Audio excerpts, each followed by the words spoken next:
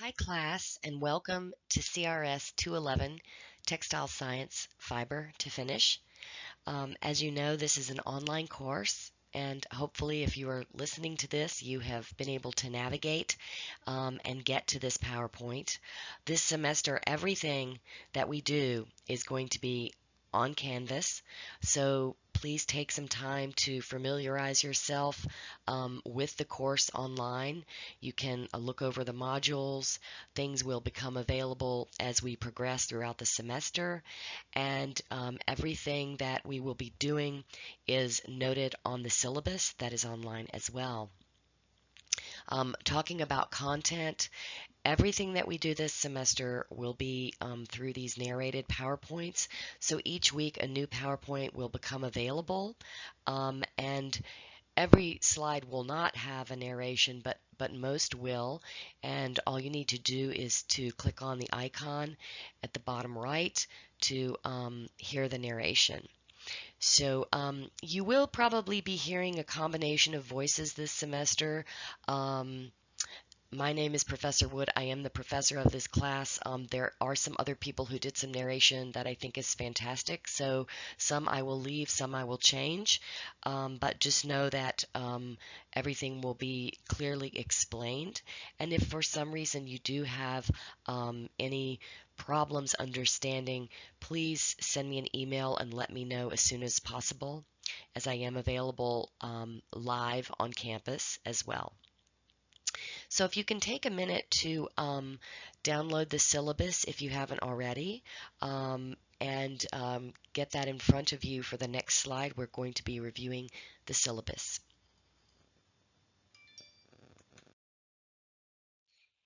As I said in the first slide, this is an online class, so everything that we do will be on Canvas. You will find weekly content, assignments, all communications, all exams, everything will be on Canvas. It is your responsibility to make sure that you are doing everything that needs to be done with your emails, PowerPoints, and assignments. If you look on your syllabus on the page, first page, you'll see that there are course objectives. Most importantly here, without me getting into the entirety of the syllabus, you will definitely need to purchase a textbook as well as a textile kit. The textile kit actually has an assignment attached to it that you will be putting it together very soon, and the due date is on the last page of the syllabus, so make sure you are aware of the timeline on getting your textile kit put together. You also need to make sure you have the proper technical requirements so that you can participate fully in the class. But know that I do have office hours on campus, and you are welcome to shoot me an email and stop by, or just stop by if you have a question about something and you'd like to see me in person. I'm available normally twice a week. I also want to bring your attention to the academic integrity policy. Because this is an online class, you need to make sure that you are following UNCG's integrity policy. In other words, all the work needs to be your own, and that is a very important component of this class. As far as the course structure, every Monday an announcement will go out on Canvas at 8 a.m. and there will be an explanation of the week's assignments, and all of the weekly assignments are due at 5 o'clock on Friday. There will be some interesting activities that will help you learn and engage with the material. You will also have 2 projects during the course of the semester, as well as exams. If you want to keep on top of things, the most important thing you need to do is to make sure you are following the course schedule, which is on the last page of the syllabus. So everything is already laid out for the entire semester. I suggest that you use this guide to make sure that you get all assignments in on time, because no late work will be accepted in this class. Before we jump into chapters 1 and 2, I'd like to talk a little bit about why we're studying textiles. And many of you will take very different paths in the industry. You might end up as designers, merchandisers, perhaps you might end up in even a financial capacity within an apparel company, or perhaps you're taking this class as an elective and not headed into the fashion business, but you are consumers of textiles. And so I like to use the analogy of a chef as to why we study textiles. And so in the case of a chef, he or she might use multiple ingredients in terms of putting together a new recipe. But if the chef just throws in a lot of different ingredients and doesn't really know what the flavors are like or the consistency of those flavors, then they could end up with a flop in terms of whatever they're baking. And the same can be true is in textiles where all of the components or those ingredients in the textiles really matter. So, for example, if you are working in product development and your supervisor says, we are going to develop a shirt this season with a crisp hand, well, what does that mean? And what components, what ingredients do you need to put into that to make that shirt have a crisp hand? So those are the kinds of things that we're going to learn about this semester. Obviously, as a designer, you want to make good product development decisions. So depending on many things, whether it's the type of hand, the cost factors, the execution, the performance, there are many different elements of textiles that you need to understand in order to make good decisions. Also in this class you will learn many of the terminology that's used in the industry today, which will help you as you enter the industry in a few short years. As a merchandiser, you will also understand better the price and quality relationships. We will be looking at a lot of different types of textiles this semester. Some of them are less expensive, some of them are much more expensive. So it's important for a merchandiser to know that price to quality relationship so that they can make the best decisions when they're developing product. And then again, as I mentioned, as consumers, we want to make sure that we understand how a garment will perform and also how to take care of it. I know I am guilty of this, buying something and throwing it in the washing machine and the dryer and then having it shrink without looking at the label. So I think an understanding of the care and performance of garments is extremely important, just for so you don't waste your money on a garment. And then finally, the production of textiles is a huge industry and it affects economies worldwide. No matter where you're from, or here in the North Carolina area, it is a very vibrant community still. Even though many textile companies have closed, it's still one of the top in the United States. So we'll look at that as well.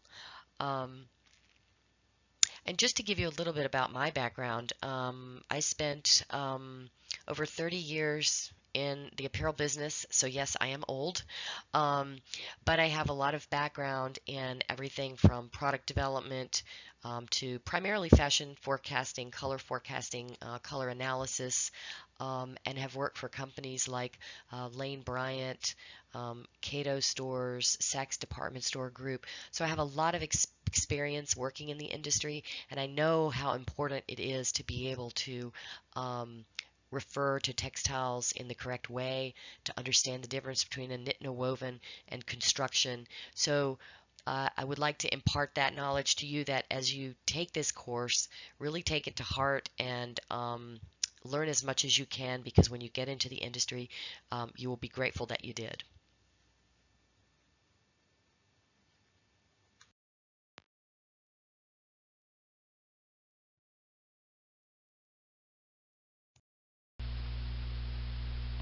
We're going to go ahead and get started with Chapter 1 here, and as I mentioned earlier, it's a pretty short chapter. It's pretty much meant to be an overview for the study of textiles. So what I did here was put a couple of the terms on this slide that we are going to be using throughout the semester and that it's important for you to become familiar with. For example, textile is any flexible material or product that is composed of films, fibers, yarns, or fabrics. So obviously kind of an important one. I'm not going to read all of these for you, but just note the ones that are here, become familiar with them, be comfortable with using them. What the textbook does is sort of start with fibers in the first few chapters, which are basically the basic units of fabrics, and then it'll move into how to produce yarn from the fibers, and then how to produce the fabrics from those yarns. So it's going to go in a nice chronology that we'll be able to track with pretty easily. The only other terms I want to point out are gray goods, which are also spelled grayish or gray, and that's just any fabric that's been unfinished. So we're going to talk about that later in the semester, but just make a note of that. And the last one, a finish, is any process that changes the appearance or enhances the performance of a gray good. So that's what happens, that's what's done to fabrics at the end to sort of change their chemical makeup in one way or another. Oftentimes when we think of textiles, we might automatically think of the fabrics that are used for apparels or perhaps upholstery and that we find in the furniture in our homes and whatnot, but the category of textiles is actually a bit broader than that, and it also includes things that you wouldn't necessarily think of right off the top of your head. So here's a list that kind of categorizes the different types of textiles for you just in sort of a general way. And first off, we have smart textiles or smart fibers, and those are the ones that are integrated with electronics. At this point in time, they're used primarily in the medical field or in relation to commercial applications. So for example, let's say a shirt that can monitor the heart rate of an elderly person or something like that. So they'll become most likely more widespread as time moves on, but right now they're kind of a little bit more limited to these certain specific applications. Beyond smart fibers, there's what your textbook calls technical or industrial textiles, but those are the things that are found more so in appliances. And the example that your book uses is the car industry. For the record, I don't know a whole heck of a lot about cars offhand, but all of the different parts that are in there, the different cordage or wiring or whatever that may be, is made up of textiles, more industrial style type textiles. So it's just important to kind of think about that as also being included under the general or the overall umbrella term of textiles. What we're going to be talking more about is sort of the everyday use of textiles. So again, apparel, interiors, furnishings, and then some medical applications as well. But just so you have an understanding of all the other types of uses of textiles, I went ahead and put this list in there. So what you're looking at here is photographs that are found in your textbook on page 7. And I want to bring this to your attention because what you see here are a knit fabric and a woven fabric. And I will tell you right now that as you progress in your education, one of the key things to really learn clearly is the difference between a knit and a woven and how to identify the difference between a knit and a woven fabric. What you see on the left, the knit fabric, you can see that it is made up of loops. So the knitting machine is looped, just like as if you were knitting a hat or socks or something. You're actually knitting loops together. And if you look on the woven, you'll see that it is more of a vertical and horizontal structure. And that is the general difference between the two. The woven fabric is always created on some type of a loom, and a knitted fabric is usually on a knitting machine or done by hand as well. So just to look at those differences is really important to be able to identify those when you are looking at a fabric. And the other way you can figure out the difference between a knit and a woven is by taking it apart slightly. Obviously, you can't do that if it's your garment and you don't want to ruin it.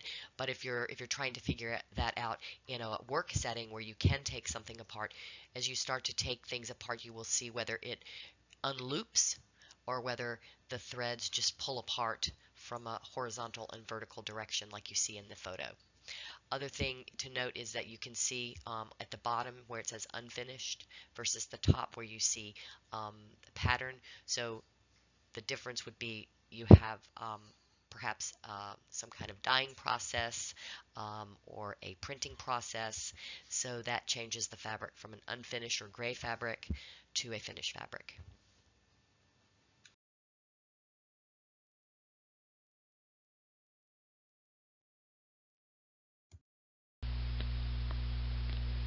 We're going to continue our overview of the course by moving on to Chapter 2, which is another pretty short chapter.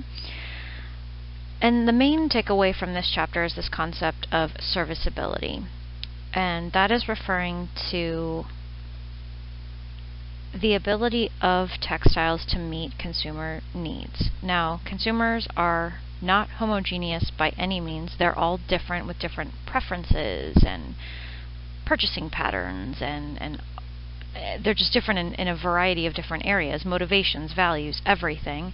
And then within particular consumers or just amongst individual consumers, their preferences may be different in regards to the different purposes for which they are actually looking for a textile to satisfy some needs.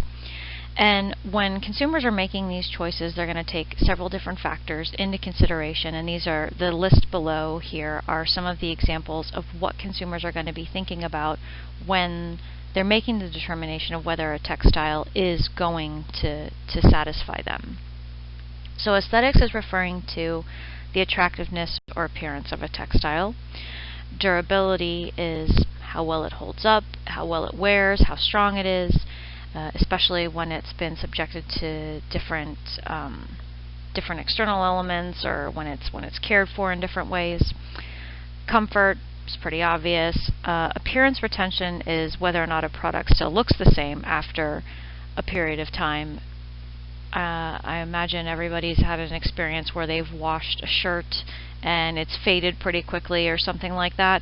So that's an example of when a textile does not retain its appearance. The different care involved. An example of this is actually there are some times when just because I really don't like to iron, I won't purchase a shirt because I don't want to have to care for it in a particular way. So I'm not sure if anyone else has done that, but again, that's a factor for consideration, or that I consider when I might be purchasing a textile. Maybe doesn't matter to other people. Environmental concerns is big, certainly for some consumers more than others, and of course cost. And again, when consumers are choosing different products for different purposes, some of these factors are going to matter more than others. So comfort might be more important when, let's say, a consumer is looking for a shoe that they're going to be wearing to work, and they might sacrifice aesthetics in order to achieve that comfort. However, there may be other circumstances where aesthetics matters more than comfort, and I mean, we've all known people that have been complaining about their shoes, but because they looked good, it was perfectly fine, and they were willing to put up with it. So there's going to be variance amongst consumers, again, variance for individual consumers with respect to the different choices they're making. But again, these are the different factors that they're going to be thinking about in terms of serviceability of textiles. Performance is a similar concept to serviceability. However, it is more specifically referring to how a textile handles something external that is done to it. So something perhaps that might not be done by the consumer, but it occurs when the consumer is in use of the textile. So a good example of the performance of a textile and why that matters is thinking about, let's say, the fabric that's used for uniforms that firefighters use. those fabrics need to perform well in extreme heat and potentially flammable situations. So that is going to factor in to decision making related to those particular fabrics in that situation.